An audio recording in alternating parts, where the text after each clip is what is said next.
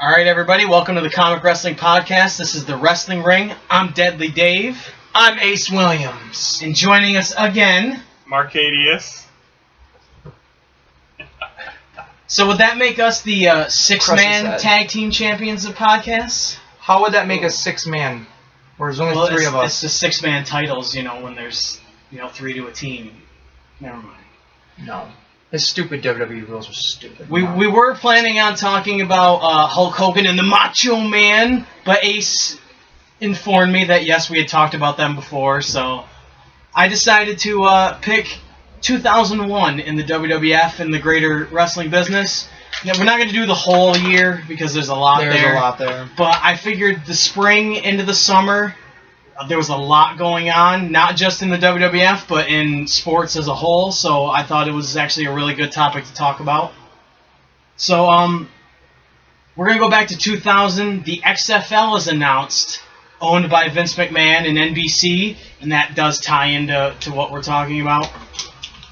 You can't even read that! It says Invasion Time. But I think that was doomed from the start to begin with, being owned by Vince McMahon and him being the XFL? Yeah, being the face of it and everything, and bringing wrestlers into it was really stupid. Well, it's not like he really brought wrestlers in, because I listened to the podcast with Conrad, and it was really only just The Rock. But then you had Vince being one of the first people you see too, and having him being associated with the WWF was kind of.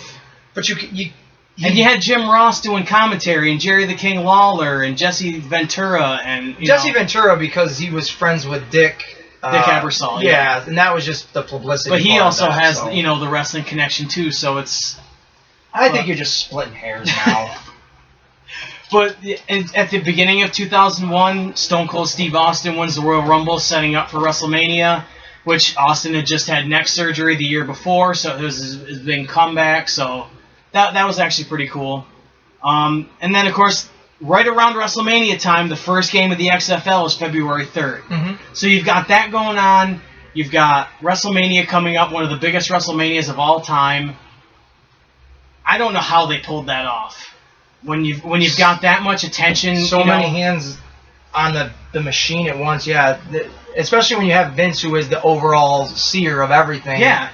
And I remember Pritchard saying that they went in on a Sunday or something like that to rehearse, not to rehearse, but to go over shit. And fucking Duke himself was like, "Can we just call it a day for today?" And Vince was like, "I'm not gonna put one thing to the side to do another thing." He was full bore all of it at once. But then also at the end of February, the Cat gets released from her contract and Jerry Lawler quits in protest. Mm-hmm.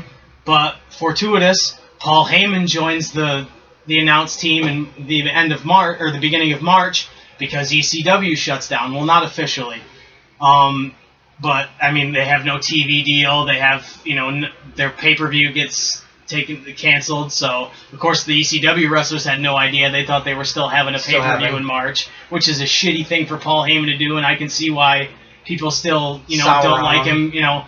I was listening to Tommy Dreamer's podcast, and he was saying that at one point he was thinking about at WrestleMania walking up behind Heyman, shooting him in the back of the head, and then killing himself. That's fucked up. Yeah, I do remember. That shows you how much that company meant to some of the guys that that were working there. Mm-hmm. And then of course, right before WrestleMania, 6 days before WrestleMania, in fact, WCW closes, and they do a simulcast with Vince McMahon saying that I now own WCW and I have its very fate in the palm of my hands, which was really cool. And then you have Shane come out at the end of it, saying that I own WCW. Right, there's a McMahon name on that contract, but it's not Vince McMahon. It's Shane. Yep. And I thought that was really cool because you already had the storyline of Shane and Vince, leading into WrestleMania, which was really cool. Mm-hmm. The storyline to me, kind of like the XFL, was doomed from the start because other than DDP and Booker T, you had no big stars because of the contracts. And they didn't even use DDP. Not at the beginning, no. They not didn't. Even in any of the right ways of what DDP was representative. Because he was one of their major stars, and they dropped the ball with that for sure. Yep. But because of the contracts, Goldberg, Sting, Hogan, Hall, Nash, Steiner, they were getting paid to sit at home. Mm-hmm. Nobody's going to take a buyout of their contract. You know what I mean? That I can understand them sitting at home and not taking a deal to go on the road and be on TV. I can totally understand that. So you really only had guys like Sean Stasiak and Chavo Guerrero and like the non-superstars. Yeah, really. And guys that had just come out of the power plant that had really no idea what they were doing, and you could see it when they tried to put him in, into the invasion storyline to begin with. They just had no clue what to do. Well, even with Sean Stasiak, I don't even understand why that's a talent you would have signed on, because you did nothing with that guy. Yeah, you blackballed him and then sent him to WCW. Like, he just.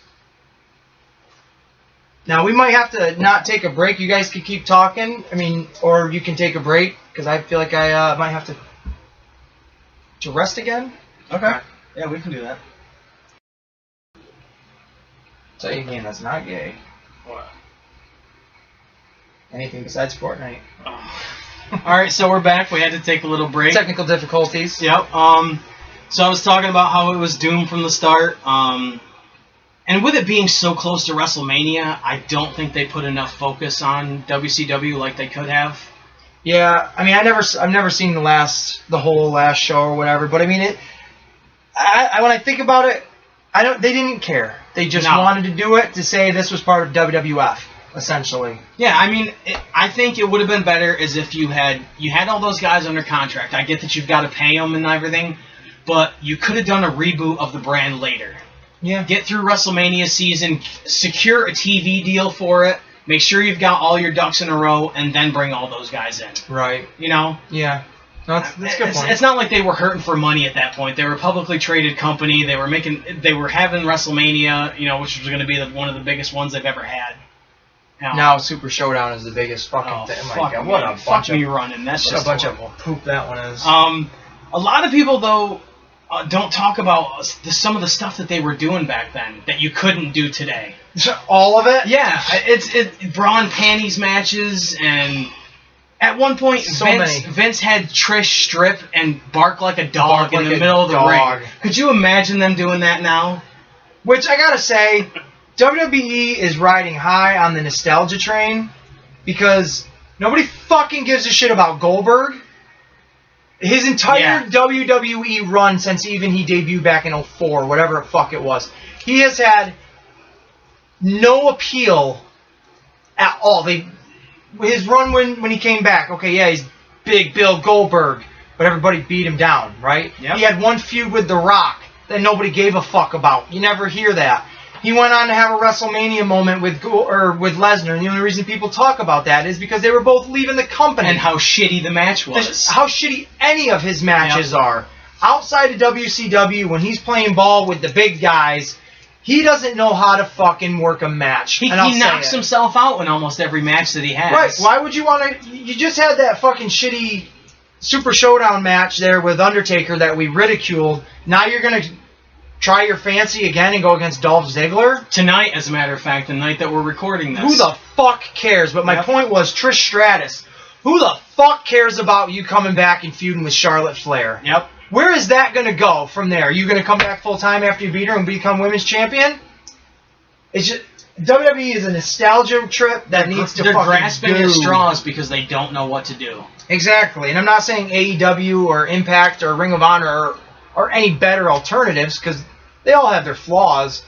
But holy shit, WWE needs to get its head out of its own ass, because they're not what they were, and they're never going to be that. And they need to stop focusing on what's so politically correct and what we should or shouldn't be doing. No, just go out there and fucking put on the best show you can with what you have. Like the 24/7 title they've got now joke. Is the hardcore title without hardcore. It's a joke. It really is. I mean, that back in 99, 2000, 2001, the hardcore title, it wasn't a comedy thing. Well, yes, it had comedy spots, but it wasn't full-on comedy.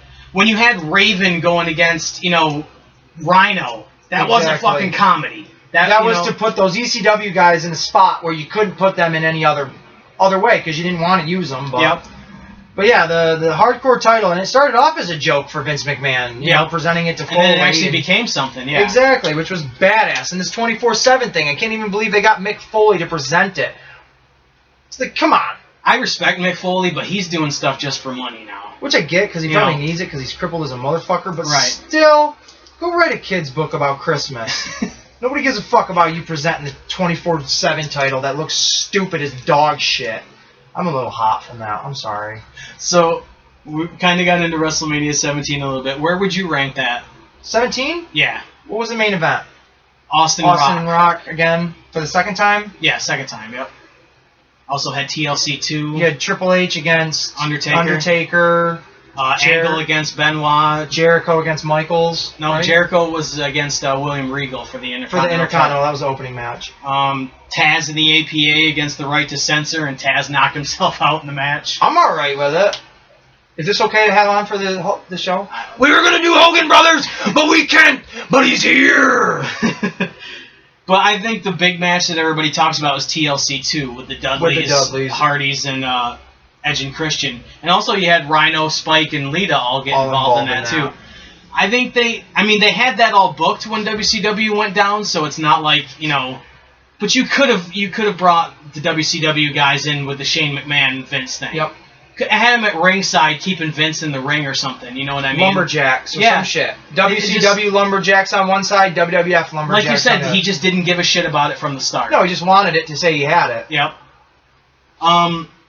But of course, Austin turns heel during that main event, which he says is one of his biggest regrets. I can't believe that. Like, I'm sure his merchandise did not sell. Yeah. You know what I mean? Like, I think creative-wise, he just didn't think it was a good move after the fact. I've heard a lot of stories throughout the last couple of years of Stone Cold Steve Austin, and I have lost a lot of respect for him almost.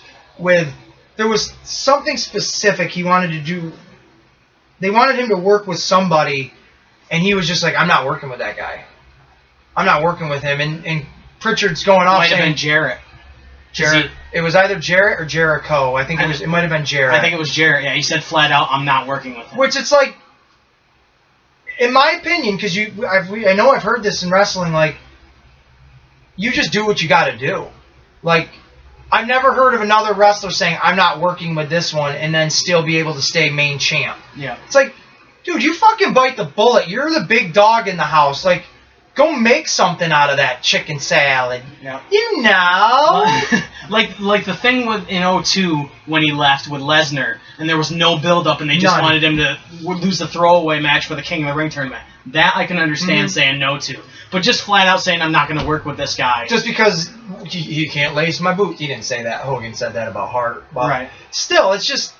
I've heard stories like that, and then to see, him come back at the Raw reunion really only to promote his beer... Yep. It's like, god damn, you guys are just not as cool as I used to think you were. Like The Rock just officially announcing he's retired from wrestling.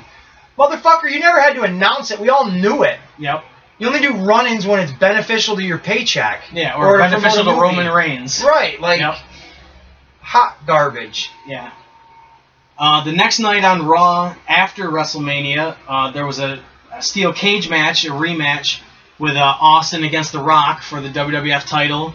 And Triple H came in looking like he was going to be the babyface to help out The Rock, and instead he turns on The Rock, and you get the two-man power trip. Two-man power trip. Which they actually ran with for a while. But they don't ever talk about it at all. No, through Backlash and Judgment Day, and then, of course, Triple H tears his quad, and that takes all the steam out of that. Did you know at the simultaneously, the same exact time when he tore his quad... So didn't Kevin Nash. It's universally connected at the hip. Just weird. I think it's great that he finished the match, though. That's fucking amazing. I've never not seen that guy take an injury and not finish a match. Even when he blew out his tit, and he's all fucking he still went on with that match. The shit match. But how do you blow out your tit? His tit blew out. You pull your pec muscle or you tear your pec. Right. Women have done it. Mickey James blew out her tit legitimately. China did too. Right. They blew out their implants. Blowing them tits out. I would say the invasion officially started on May 28th when Lance Storm interfered in the match and super kicked Perry Saturn. If I could be serious for a moment... I think they dropped the ball with him too because he was a great performer, and I thought his gimmick was great with him being serious and everybody else being goofy around him. But that's Vince not getting the concept of him thinking, oh, he's just boring. It's being in his bubble, the Vince McMahon bubble all the time, and not. Well, that's just like to go back to the XFL. I remember Pritchard saying to him, they're like, Vince, you can't have that guy go out there. He's got the word teabag on his jersey. Because they can pick whatever names they want, skullfucker or whatever, any of them, his story for Vince is like, well, it's a teabag. You put it in tea, don't ya? Yep. He can go out there with that. Like, oh, no, teabagging is when you put your balls on someone's face. Right. Well, that's like The Godfather. He didn't get any of the drug references. Which, how do you fatty and all that? Yeah. Like, how are you that out of it, but yet you have such genius ideas? Like, you're wearing a shirt, so it's just instantly making me think of Vince McMahon. Like, I just heard for the first time the other day how they were going to go about the storyline where the limousine blew up. I'm just awestruck that this is true, but Vince wanted a way off of TV. Yeah. And thought, well, damn it, killing myself will work. Yeah, I can't be on TV if I'm dead, pal. What the how are you ever going to come back? Are you just going to never come back to TV for the next 30 years and just say, I've been dead? I'm pretty sure you'd be seen out in public. He's kind of like a little kid who gets fixated on something for like 10 seconds. And then it's like, oh, well, we'll figure it out later. And it's the grand scheme of it all. Like, if I died in a limo, wouldn't that be good TV? Sure, but then Benoit died and it made better TV. I have to say the DDP being Sarah Stalker has to be a Vince McMahon idea. Stupid. He sees Sarah backstage one day and says, well, we'll have DDP Stalker. Right, because DDP, you totally give off that creeper vibe all in WCW when you were throwing up the sign of a pussy, right? Or no, that was a diamond upside down. I bet you he had no idea who DDP was. Never seen a second of anything DDP had ever done. But one good thing I think that whole thing did, Shane wrestled Kurt Angle at King of the Ring. What a mess, though. That was him throwing him through the paint, the windows, the glass windows and shit, and keep doing it. And you can hear Shane's head hit the concrete and shit. I don't understand how nobody just called that right off in the moment. I mean, clearly they don't know that glass that they're throwing him through is the wrong one. But it's like, Jesus, why isn't there somebody on like a headset talking to the ref or something? Saying stop doing that. Right, tell him to stop that spot. But Jesus Christ, I mean, that's probably why Shane McMahon is the best in the world now. He's the greatest. July 9th, ECW joins the alliance, and Stephanie McMahon is announced as the owner of ECW. I wouldn't have done it that way. I think what I would have done is, you already had Paul Heyman. Yeah, I would have brought Paul Heyman back into the mix. I think what I would have done is I would have said to Eric Bischoff, I know you've still got a contract with Turner, and you can sit at home and do nothing and draw that money. You name me a price. All you have to do is work TVs. You still have Shane say, I bought WCW. But then you bring in Heyman and have ECW. And then you bring in Eric Bischoff. Well, listening to Bischoff on some of his podcasts, that would have never worked. He was so hating the WWF at that point. Like, I listened to the one where it was talking about the last Nitro, and he's like, I've never even watched it because it just makes me sick to my stomach that it's a WWF production. I think, though, if you had given him enough money, he would have done it. You think money talks for everything, man. Some people have dignity and pride over that. I know I wouldn't have. I'd been like, no, man, you shove it right up your ass. You bought my company and you want to pay me with that money that you are making off of it? No, I would have told him. But then a year later, he comes in. So. Well, because healing, and time. Well, no, for real. Like, if you want to say pay them immediately after he loses his company, that just sounds stupid to me. Paul Heyman has no dignity. That guy will do whatever. Bischoff clearly had some kind of dignity of himself to be like, no, not even watch it 20 years later. It's definitely worth a shot, though, to make an angle actually work if you're actually going to put some effort into it. Well, at that point, you might as well say, Vince Russo, you want to come on board? I mean, that guy would have probably said yes and taken the Bischoff spot instantly, but I have to be the devil's advocate and just be like, no, I don't see him even. I feel like that would have made, when he did come in a year later, I felt like that would have maybe not even have happened then. That's just me thinking like, fuck, they're coming at me because they want me now? Fuck them. No, they're not going to have me. I don't know. I could see him having that attitude. I'm just saying, just make that effort to have the most impact with Heyman on one side of Shane and Bischoff on the other. But not even, he didn't even do the Heyman thing on his own, so there you go there. I mean, you had the guy, but you didn't even... You used him a bit as, like, Stephanie McMahon's, like, puppet, almost, like, but that was it. Just to cut promos and you know, in the background and all that stuff. She just is awful on the mic. Even today, she's not... Yeah. She's trying too hard to be her dad. And it's just, wow.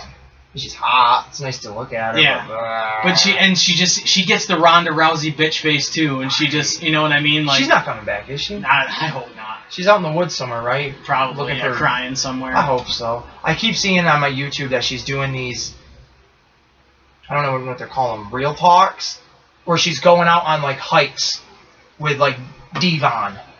And there was episode 2 was with Paige. It's like, fuck, why does anybody show any interest in you? You are just a worthless fucking name in this business. Like, no one's going to remember you in 10 years. I mean, they will, because it's beyond... But they don't talk about her like they're going to talk about Lesnar and Ken Shamrock. Right. Like, it's just, I'm so sour on that person. They eventually did an Invasion pay-per-view, which was... It was so cobbled together, it was ridiculous. I mean, you had... Well, it goes back to, like, the names you said that they have. You know, really... Canyon. Nothing against Canyon, but him and DDP is, like... Was it him and DDP? Yeah. It was, right? Yeah. It's the WCW champions against Taker and Kane during that time. Yeah. It's like nothing against Canyon, but they should be putting DDP in, like, the title picture, and Canyon should be built up. Yep. To the WWF audience. And that's the thing is they didn't do vignettes on these guys, and you had all that footage. Yeah, that's true. You bought the entire video library, and you did nothing with it. Yeah, I don't know why you wouldn't have built that up. I mean, yeah, you can have the invasion just be this random moment when it happened, but as the weeks progressed, tell the story of who these people are. Like, I can't even think of anybody like WCW other than the main ones we just mentioned. But like Billy Kidman's and shit like that. It's like, why... Tell me why he is the way he is. Like, why did he just go from, like, this cool-looking street guy to now he's wearing regular wrestling tights and he's coming out to this, like, weird rap? Yep. Like, where's the transition there? Who is this guy? And also, I would have shown old footage of, like, Austin being in WCW, Triple H being in WCW. Yep. You know? Yeah. They had so many options, and it was just like... They had so much going on, they did not think it through, and they just, like you said, throw shit against the wall to see if it sticks. Well, when you say they have so much going on, they can't really see what is going on, that's perfect, but how do you explain now? You don't have much going on, WWE. Yeah. You got to have Goldberg coming in to feud with Again, Goldberg, nobody gives a fuck about now, is feuding with a guy that you haven't made relevant until just recently again. Because he'll sell for him and he'll take big moves and make it look really right. good. He is essentially the watered down version of Shawn Michaels. The guy that can go out there and sell it all, but we're not going to give you that spot like we did Michaels. Yep. We had it for a little bit when you won the title with Del Rio, but then you got a concussion and we're like, well, fuck that. Right. We're not we'll put you with McIntyre and then have McIntyre be the star. Yep. I mean, with the Invasion pay-per-view, you had a Nick Patrick Earl Hebner match. That's how bad it got. I did like that the referees were, like, the one-sided. Yeah. But, I don't know how you would have played that out any more than just having the boss come like, knock it off, you're on the same side. So I get where they were going to, it just was that delivery wasn't there. Yeah. So... I think the only standout match of that whole pay-per-view was Rob Van Dam against Jeff Hardy for the hardcore title. I just watched it, and good God. I think that was the one I just watched. Maybe not. Maybe I watched one... Did they do one at SummerSlam? They did a ladder match at SummerSlam. For the title, right? Yep. That's the one I just watched, and good God almighty, that match is awful. They missed so many fucking spots in that match, and it's just... That's a terrible, terrible, terrible match. This one, though, they were on point through Was that the one where they fell into the he did the Van Daminator, and he landed in the... Like the V-shape. Yeah, there was like a pit. Okay. The main event was the inaugural brawl. Booker T, DDP, the Dudleys, and Rhino against pretty much the all-stars of WWF: Stone Cold, Kurt Angle, Jericho, Kane, and Undertaker. What about me, brother? But I mean, think about how one-sided that is as far as talent. WWF. Yeah, it just. I get they had contracts and they were sitting at home, making money. It just, but I mean, there's really not much. They kept the Invasion storyline going, but it just wasn't. Because it would have worked if they had the Invasion, and it was headed by Hogan, Hall, and Nash, Yep. NWO. But then, what was it, like a year after this is when they bring them in or Yeah. something like that? Yep. I mean, I don't remember the technical reasons why they weren't in at the moment, but it's like you missed the boat with that one. Yeah, I mean, if I was them, I'd sit at home and take money from a contract where I could sit at home and do nothing and make money. I don't blame them, but it just there was so many missed opportunities, and it's a shame because WCW could still be a brand today. ECW could still be a brand if they had. I think if they had just let it go and gotten TV deals and done it later on. They Well, definitely look at their. I mean, I know it's not, but it is. NWA's back. Yep. You know what I mean? And it's becoming a big thing again. It's not just hush hush. It's like that's going to be pushed right up into the AEW. Yeah, and category. they're doing stuff with Ring of Honor too. So yeah, the NWA is back. I think if there had been chances for a streaming service back then, you would have seen a WCW TV show. You would have seen probably. ECW because they would have had some place to put that talent. Without putting it out on TV and paying for that. And you could have built it up on the network at that point. But that wasn't available to them at that point. At SummerSlam, The Rock beat Booker T for the WCW title, and to me, that's pretty much where it ended. Yep. You kept the storyline going, but it was pretty much over. And I don't understand why The Rock needed to get over on Booker. I mean, I get it. It's WWF needs to win. That's all it is. WWF has to show its superiority. But build that. Like, have that be a few matches instead of just that one and done and Booker T looks like a punk. Yeah, all Rock did was make fun of Booker T the whole time, and Booker had no chance to get anything back on it. Yep.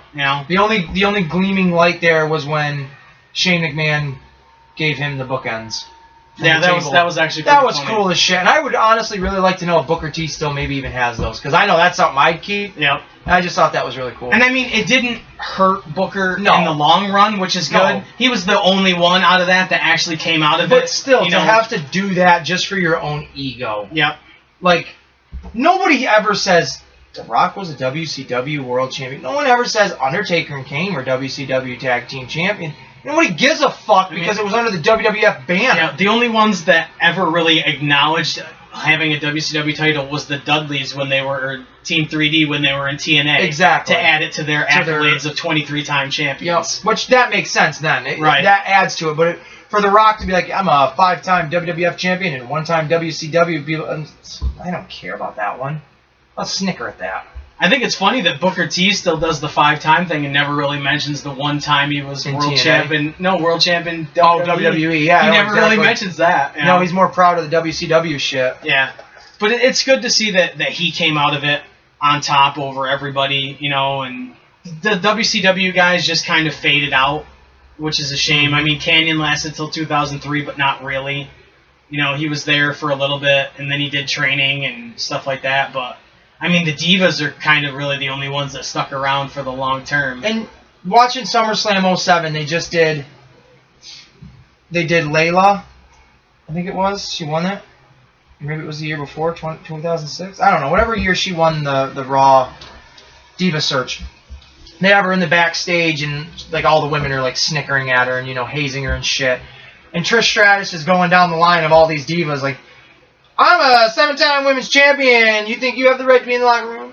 And then she's like, and this one's this, and you think you have the right to be in the locker room? And then she gets Tori Wilson. She's like, and Tori Wilson has worked her ass off to get here. You think you have the right to be in? I'm like thinking to myself, the fuck has she done since she left WCW 2 years ago? Or not 2 years ago, but years ago. She's never been a women's champion. Been in Playboy a couple times. Right, that's what she says. That's what Trish says. She goes, she's graced the cover of FHM magazine. So fucking what? She's in my spank bank? That means she's qualified to be in the women's locker room? Like, it's just...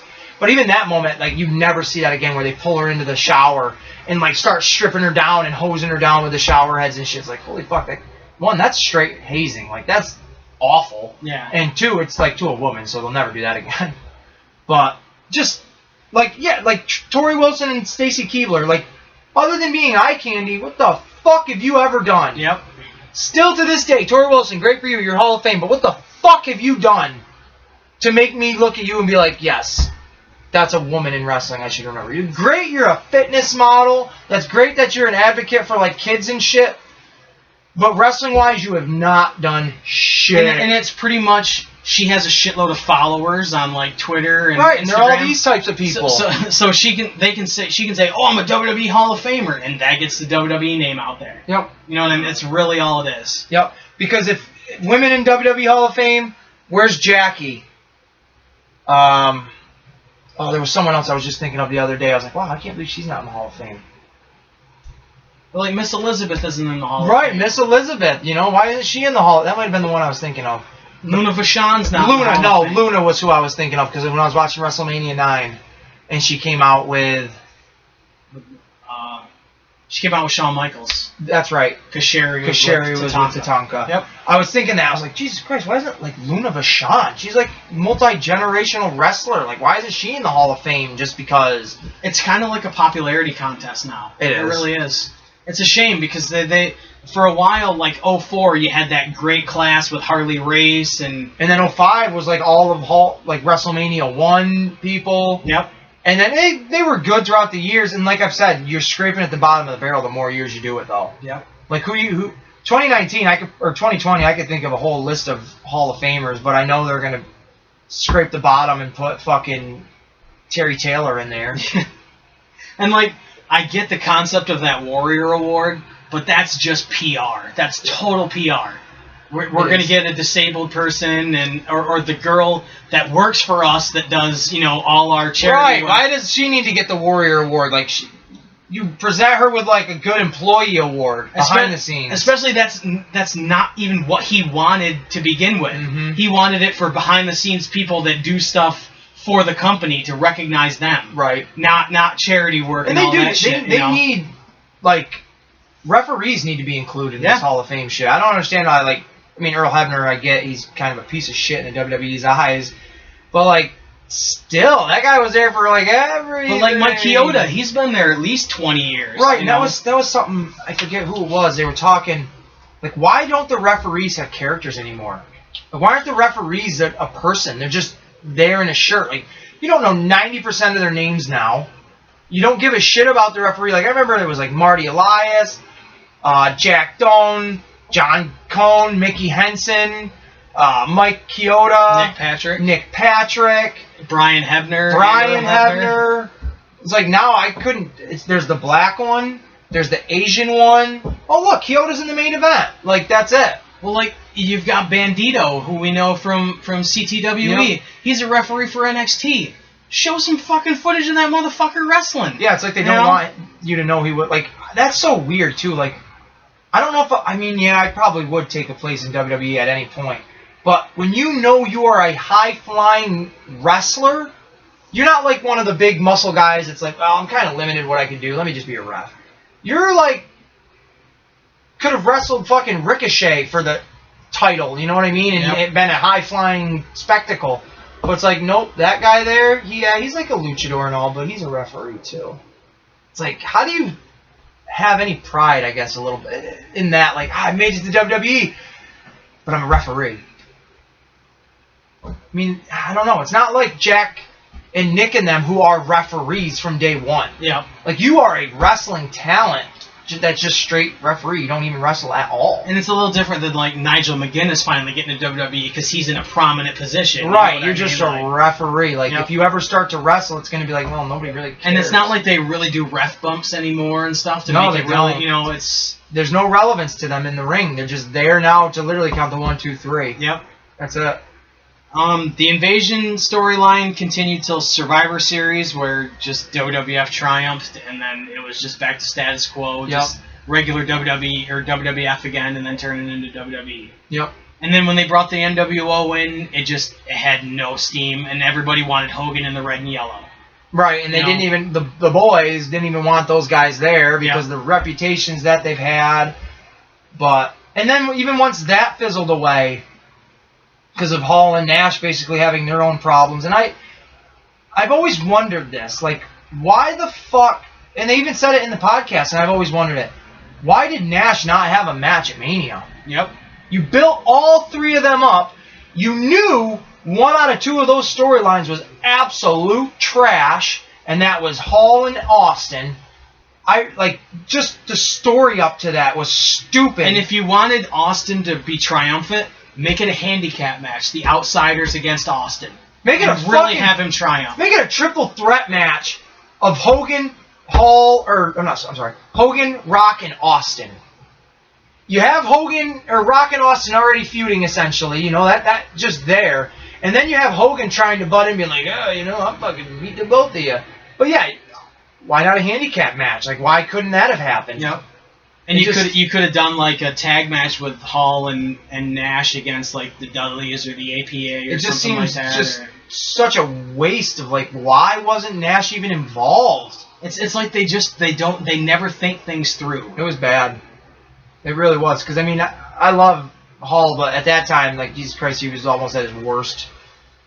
Yep. You know what I mean? And Austin, clearly you could tell, fucking had to carry most of all of it. And the storylines were stupid. It was. Like, having him in the ice, tying him up in the chair and shit, and, like, pouring alcohol on him or whatever the hell the gimmick was. It's like... And he was on a drug that, if he got any alcohol near him, he'd get violently ill. Right, and none of them knew it. They just thought it was all part of the sham. And it's like, this is just stupid. Well, for me, he's had these issues with alcohol before. Why would you do that? Yep, why, yeah. It's not like Jericho and Punk, right, where he brought the alcohol in. And I mean, I thought that was a little edgy. I really did. And I liked it, though. Because their matches paid off. Their street fights that they had paid off. Their regular matches they had were fun. But yeah, like, why would you even put him in a vulnerable situation as such? Like, that's just carelessness. Yep.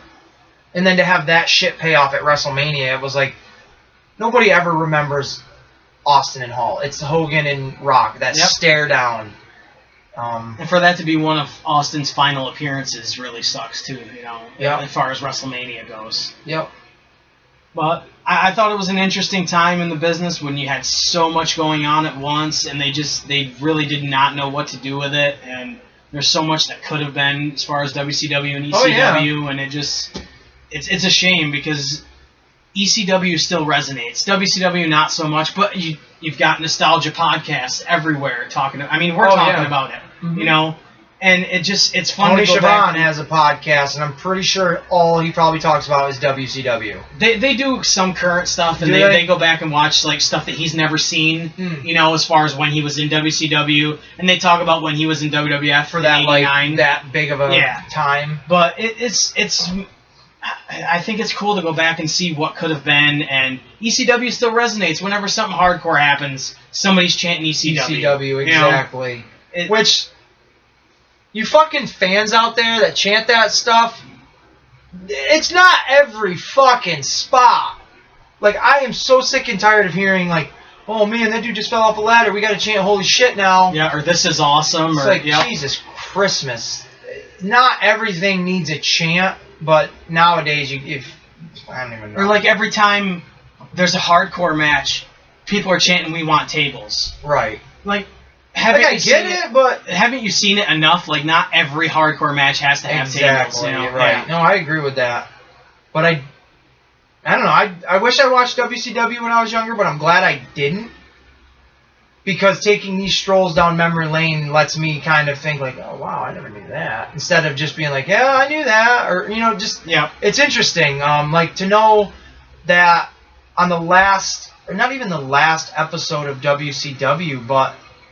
Eric Bischoff wanted Cyrus the Virus, Don Callis, right? Yeah. His name, and Joey Styles to be his announcers for that show and stuff like that. Like, can you imagine that one? It's because he wanted to do a complete reboot. Like that would bring those fans over at the same time. That would have just been interesting to have Joey Styles on WCW TV like that. That would have been just cool. Like, that would have been really cool. But that's...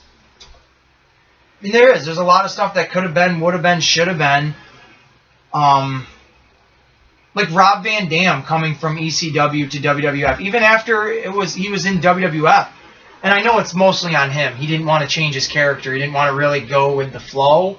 But it's like, man, him and Austin were like, why? And he was the only one getting chants out of that entire invasion. Yeah. The crowd was so into him. I don't understand why it wasn't just forcibly pushed. Just let him be himself, which was totally perfect against someone like Austin, who was a loudmouth, brash, I'm going to drink beer and kick your ass. And then you got, fucking RVD. It's like, cool, dude. Well, yeah, you could have done kind of like a Ravens rules kind of thing where it's in his contract that if he wrestles, it's hardcore all the time. So then he can use all the stuff that he uses, the chairs and all that stuff. And then Austin has to kind of adapt, or whoever, really, honestly. So, yeah, there's a lot of stuff they could have done that they just didn't. But that's wrestling as a whole. And it's unfortunate, but it does give us stuff to talk about. So, That's true. I don't know. You got anything else? Yeah. He's a piece of shit. Him. We just did an episode on the comic shop where we talked about comic stuff, and guess what? He waited till after it was over to talk about comic stuff. So I know we're not in the same element, but he's an asshole. Markadius. Thanks. I crush your head. I crush it. Oh shit! I forgot about something. Harley Race passed away. I thought about that, but I wasn't sure if we were going to mention that. Yeah, I don't know how I could forget that. I'm not surprised. I'm not even going to act like I'm surprised. He had been in bad health for a long time, but it just I would feel shitty if I didn't mention it. I do. Trevor Murdoch tweeted, "Thank you to the WWE because in the moment of Harley Race had no insurance for what was going on, and they got a hold of Vince, and Vince paid everything." I think they're doing a lot of that now. I think Vince took care of Bobby Heenan at the end of it too. I think, which he should, because those are not even just he should, because those are the people that made him, but they are the people that made you, and if you can't even just lift your finger to help them in any way, then that's just total shit. And if you're doing that low key and not getting publicity on it, good on you. You know what I mean? Like, if it takes somebody like, Murdoch to acknowledge it. Yeah, to bring light to that, that's a good thing. Mm-hmm. But a lot of these guys, they don't have retirement, and they should take care of them. For the amount of money that they made off a lot of these guys, they definitely should take care of their medical bills and shit later in life. Yep. Without a doubt. And when I get in that ring, I'm going to show you it takes more than muscles to beat me. Harley Race said that. I have no clue who he's fucking talking about. Not a clue. That's an old NWA little promo thing there. I have no clue who he's talking about, but I just remember him saying, it's going to take more than muscles to beat me. And it's unfortunate because we're going to start losing a lot of those old timers that, they're getting to that age where their health is starting to fail, and it's a shame. It's just, I'm so cynical. I don't call it a shame. I just call it life. Right. I mean, it's sad. Yeah. But, Jesus, if somebody told me tomorrow Jimmy Hart died, I would be like, well, he's only 78 or 80 years old. I mean... But he looks like Father Time just said goodbye and just let you, He seriously does look exactly the same age as he did before I was even born. Yep. And still got the same amount of energy. And well, let me tell you something, brother. We're going to sell this. We're going to do this. Blah, blah, blah, blah, blah. Hulkamania, brother. Woo! Like, that's his energy level. Yeah. Like, that kind of sounded like Pritchard's cornet. Which, I don't like his cornet because he doesn't have a southern voice to it. I do like the impression, but you're right. It doesn't sound like him. Anything like him, which it's weird because all of his other impressions sound like their people. Yeah. Well, I'm Jim Cornette, you fucker, you motherfucker! I think he likes to make it like that just to piss Cornette off. Just to piss Cornette off, probably. Oh, yeah, most likely. Just to make him sound like a whiny little asshole, which he is. I tried listening to one of his episodes earlier talking about Hogan and Shawn Michaels at SummerSlam 05 or 06, whatever it was. And Cornette's just talking about how Michaels he's like, I don't know why that fucker... overselling, like Hulk Hogan's got a 50,000-ton fucking fist, and he's got boots made of lead, and it's like, I remember that match, and Shawn Michaels, to me, is one of the worst salesmen ever. Like, he is not even in my top 10 favorite list of favorite wrestlers. The more and more I go back and watch him, instead of growing up and watching him, the more I'm like, Jesus Christ, he just isn't, I mean, he's good, his placement's good, but this guy just sells horribly, and just He went way too over the top with most of his stuff. Over the top. Yeah. And I get Ric Flair does that too, but that was an established way of him selling other people. Like, Shawn Michaels could be laying on the top turnbuckle, somebody kicking him, and he's shooting 35 feet in the fucking air. Yeah. It's like... I think that's one of the reasons that turned me off on Ziggler so much, is because he was doing the same thing. He's a glorified Shawn Michaels stuntman. 100%. Like, that's why I just don't care for Ziggler. I just think he's a sham. I don't think he's never going to be anything. He's going to be a top-tier mid-carder. And he'll keep signing a contract because he's making money. And which at that point, I'd be like, fuck that. I'll go to a different place and then become a huge star. Like, I don't even know. Like Christian, essentially. Like, you know, saying fuck the WWE. Or I don't know how his contract ended, but going to TNA and getting that recognition you knew he deserved. And then going back to WWE. And then only getting the title because Edge had to retire, essentially. Even though that led to, I like the storyline with him. No, me too. I thought that was actually a really good storyline. And we got to mention current events of Kofi Kingston. You know, you said the pay-per-views tonight. What is it? Battleground? Stomping? No, SummerSlam's tonight. SummerSlam is tonight. Wow, that's kind of funny that we've been mentioning SummerSlam now. I didn't realize that's the pay-per-view. Yep. So, who's Becky facing? Holy shit. Fuck, I don't even know. Natalia, maybe? Wow. It's bad when your fucking female champion is outshined by Charlotte Flair and Trish Stratus. That's awful, especially when the man became such a thing. Yep. But, there was something I was going to say about Orton. Is that built upon the previous storylines? They mentioned it, but it's probably not the build. No, it's like Orton saying, oh, well, you know, you've changed yourself so many times, you know, from Jamaican to New Day to all this. I've never had to change myself. I've just always been Randy Orton. Is that really what his thing was? Yeah, exactly. You've always just been Randy Orton. Except for when you were the Legend Killer. When you were the Legend Killer, you had the best gimmick at that time. Yeah. Because, I mean, one, you had a lot of them legends that were still able to get in there and take a bump. But I would love it now if, like, Kofi Kingston says to him, I'm going to be the new Legend Killer then. And I'm going to kill the legend of Randy Orton. Like, just play that shit right the fuck up. Yeah. Like, but again, I don't give two squirts of a piss about Randy Orton and Kofi Kingston. Yep. I don't give a shit. I mean, I know Bray Wyatt and Strowman are feuding, right? It's Strowman and or Wyatt and Balor, I think still. Okay, I thought I saw some. Okay, so even if I'm misconstrued. I mean, like I said, I'm not caught up. Nothing that they have is saying I gotta watch them still, yeah. Except for Owens. Yep. I want to see what Owens has got to say because he just seems like the one that's kind of off the cuff. And that's the thing is they need more of that. Yep. Let these people just say what they want to say, whether you like it or not. You know, let them vent their real frustrations and let them go. You know? Exactly, but no, we got to keep it cookie cutter based because if we step out of our box, then oh my God, the eyes are on us in the wrong way. Like heaven forbid they have a live mic and they say something that they shouldn't, and you know we have to explain it later. Well, too fucking bad. It's live TV. Exactly. Know? Like when they brought Steiner back and he goes out and I forgot who he was beating up or whatever, but he's getting ready to cut a promo and it's right on the DVD and you can hear him say, "Give me the fucking mic." Yep. And he gets his ass chewed out in the back. It's like, yo, this is still like a little post Attitude Era. You know what Scott Steiner is? Like, what do you... That's like telling Rick, Rick, we're not going to give you a live mic because we know what you do. Well, that's his best shit right there. Yep. You know, like, if I hear a wrestler say the fuck, it's like, oh, cool. Like, there's a little attitude or energy behind it. And it doesn't seem so watered down. Like, I don't even know. I was waiting for the longest time for The Rock to be like boots to butts. Just cause, you know what I mean? Yep. Even in the fucking video games, you have to go in the main menu and turn the blood on.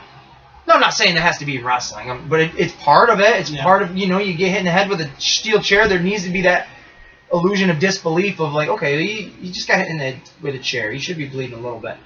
But in a video game, to have to have that feature off right in the beginning, that's like, the fuck? Even Stone Cold Steve Austin doesn't even give the fingers anymore. Yep. It's like, what? That's... Like, I just don't get it. WWE was criticizing AEW for Cody Rhodes bleeding, and they're like, oh, well, they're going to do it on national TV, and Cody Rhodes has said, I've been saying for the past 3 months that we are not doing blood on TV. If we do blood, it's only going to be on the pay-per-views. Mm-hmm. But no, you don't pay attention to that shit. You just think, oh, they're automatically going to do it on TV. Right. You jump to that gun, and you're trying to make yourself look better by saying we don't do blood. Well, then you got, like I told you, Seth fucking Rollins. Not this past Monday, but the Monday before, I'm watching a video clip on my phone at work, and it said, Seth Rollins uses blood packet or capsule. I'm like, how can you tell? So it's literally Lesnar's beating the shit out of him. Seth Rollins is kneeled down, and you just see him do this. Like, you just clearly see him just put his whole fucking... And then the very next slam, blah, blah, blah, spitting the blood up and shit. And I'm like, wow. I go, that's what they've reduced it to? You have to now use blood capsules to get over, but during a Lesnar scene, like... Especially when he's beating the shit out of people, right? With more than that, and you've never used one before. I thought that was a total like, wow, how far have we fallen, people? Like I have zero interest in watching it. I didn't know SummerSlam was tonight until somebody posted something on Facebook, and I'm just like, holy shit, I do not fucking care. No, just don't give a shit. Like I watched the trailer for the newest wrestling game. I was like, oh, I'm into those. Let me see it. And I like the setup of it, but by the end of it, I'm like, it's fucking... Who's the chick in that? Becky Lynch, the redhead? Yeah. Yeah, she's the women's champion now. The hot little commodity. Okay. So, did you see the video? Yeah. Oh, okay, so have you seen it? No, I haven't seen it. Oh, alright. Well, they're in this like big ballroom, and all the wrestlers are there. I mean, legends that are still alive, current superstars, and they're all like in suits. And it's like a fancy soiree. It's a party, right? And then who breaks the glass ceiling? Becky Lynch. She comes smashing through the glass ceiling wearing all of her leather getup, a t-shirt with the tuxedo on it, and I forget what she says, like something like, oh, did I crash the party? Yeah. Something like that. All the guys, because they have to make it that now, all the guys are like, holy shit. Even Stone Cold Steve Austin is in it. And he's looking at her like, well, son of a bitch. And then Roman Reigns walks up to her. Oh, Jesus. And he's holding 2 cups of champagne. And I don't know what he says to her. Something like, great entrance, or you look good, kid. Or no. I forget what it is, but he calls her the man. At the end of it, it's like, that was a great entrance, man. And hands her a cup of champagne. And she's like, thank you. And then they start drinking from it. And then they cut to like the 2K20 logo, and it's both of them standing there back to back with each other. And I'm like, oh, okay, I get it. You're pushing Becky Lynch. Hey, if you're going to have a woman for the first time ever on the cover of a game, cool. Thank God it's not Charlotte Flair. Thank God it's not Charlotte Flair. Exactly. But it's like, why does Roman need to be involved in that? Like, it amazes me who he gets fixated on. Roman Reigns. John Cena. It really is amazing. It is. It absolutely is. It's annoying. Like, I do have the respect for Reigns because what he's done, what he's gone through, what he's had to, he's been there for a few years now to where he's actually put in, some effort. But it's just like, it's just not going to happen with me. I'm not going to want that guy. Yep. At all. And neither is most of your audience. So I don't get it either. But the commercial was kind of cool. It was totally different than like, the one where Seth Rollins is like going around like burning everything. But you see, and the thing is, that's the 2K doing it. Right. That's not WWE doing exactly. it. So that's why it looks good, because 2K's doing it, not WWE. No, exactly. But I mean, that doesn't mean the game's gonna be good, because their games are shit. But I just thought it was cool to see, like, there was just so many people in that ballroom. There were like 100 wrestlers. Yeah. And they're just all like having a fancy dinner party. And then, because I like the concept of breaking that glass ceiling. Yeah. Like, that's totally what it was. And she's the only woman in the entire, I think so. I think she's the only woman in the entire clip. That's cool. Which, that's a good way of coming out and doing it without being like, I am a woman and I am stronger than all the men. It's like, no, she's just showing like, I can be right in there too. I'm equal to that shit. And I like that. I thought it was a cool little commercial, but I just didn't know why Reigns, because he's not champion or nothing. So I don't know why he had to be in there. Yeah. I mean, I do know why he had to be in there, but right. Logically, I don't get it. Yep. And neither do a lot of people, so it turns a lot of people off. Especially when The Rock says he's retired from wrestling. It's like, bullshit. You're going to do another run-in when your fucking cousin here needs you. Like... Or you've got a movie to promote that you really don't have a lot of confidence in, so you figure All I'll of get them? that wrestling fan. All of base. them. Every movie he's been in, he's need to promote through WWE, basically, minus fucking the new Hobbs and Shaw. I mean, I could pretty much... I mean, not every movie, but... Well, I mean, this new Jumanji, he does it because he had the other one to, to base it off Exactly. of. So, And I want to see the new one because I genuinely did like the other one, but I feel like this one is just... They're trying real hard. To have Danny DeVito and Danny Glover be the young kids now, it's like... You're pushing the envelope a little bit much with that one. Yeah. But I still do want to see it. I don't want to see the new Fast and Furious movie ever in my life. Not once. I liked it. Have you seen the other ones? I've seen all the way up to 3, and that's it. Okay. Then you're good. I just think the newest one, the concept is fucking retarded. Unless you guys could fill me in on why it is The Rock's character stopped chasing down the good guys, and why Jason Statham's character is not any longer a villain, and he's working with essentially a good guy. To be honest, I don't know. I've watched all of them, and I don't remember how they got to that point. Like, that's how convoluted the storylines See, get. right then and there, I'm already detracted from it. I'm like, you had this guy. Elba as the villain, though, is pretty cool. Good for him. I'll go fuck him. Fuck him in that movie. Whoa. I'll go watch Dark Tower. He's the Black Superman. I know he says that, doesn't he? He actually did really well as a Oh, I bet he did, because he is a great actor. He He is. is. But that doesn't mean it's going to be... That's Save the movie. not for me, anyways. Oh. It's just silly. And then all those cameos in it, which they're not cameos, because they're going to be reoccurring characters. But it's like, you really had to put Kevin Hart in that movie? Makes me think Spoiler alert, if you haven't seen it, Yeah. Kevin Hart's in the movie. For Hobbs and Shaw. Yes. Yeah. Oh, wow. And there's some other cameos in there that are like... And to me, the only reason they did it is because it's the same exact director of Deadpool that Yeah, you directed mentioned this that, yeah. movie. So it's like, this is just kind of like favors to him. And this, and that. Like, I just don't... It makes me think give a that Kevin fuck. Hart is part of The Rock's production company. Like, I wouldn't doubt it. He owns part of it, you know what I I mean? wouldn't... The Rock and the little place, I don't even know what you call his nickname. Rock and Pebbles. But I have no interest in that movie at all. Well, other than that, I guess we can kind of put a bow on it. I don't really have anything else. Other than, you've got Boston Comic Con coming up, so that should be cool. I do. Do they ever have any wrestlers there? Well, since I've only been to one, I can't really say. I've never seen them announce any, or since I've looked, I haven't seen. Because them these are like celebrities, and of course wrestlers aren't celebrities. But most of the cons we've been to have had at least one, so. Well, this is huge. This is literally like a celebrity. Right. I mean, John Travolta Yeah. is gonna be there. Like, what the fuck, John Travolta? I think that's pretty cool though. They canceled.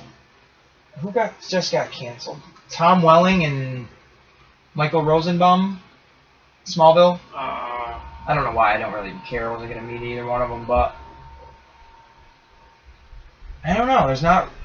There's big names there, and nobody that's jumping out to me like last year, where it was like Pee Wee Herman, Jeff Goldblum, fucking Billy D. Williams, William Shatner, Michael J. Fox, and Christopher Lloyd, and why can't I think of her name? Leah Thompson. Leah Thompson and Biff. Don't know his name. But there was a lot of like Jason Momoa. I mean, the Green Ranger's going to be there from Power Rangers, which Mr. J's pretty excited to meet him. Other than that, The guys from the Goonies, though, that is cool. I just can't believe like they didn't get Josh Brolin. Just would have really set that off. I think that would have been really cool. But And it's not like he's got anything Marvel going on right now, so. it would have been really cool. But I am excited. I don't even care. I mean, I do care about the celebrities, but I'm so excited just because I was looking at the map the other night. Jay sent it to me on my phone. Just the layout of it all. They had last year 440 vendors.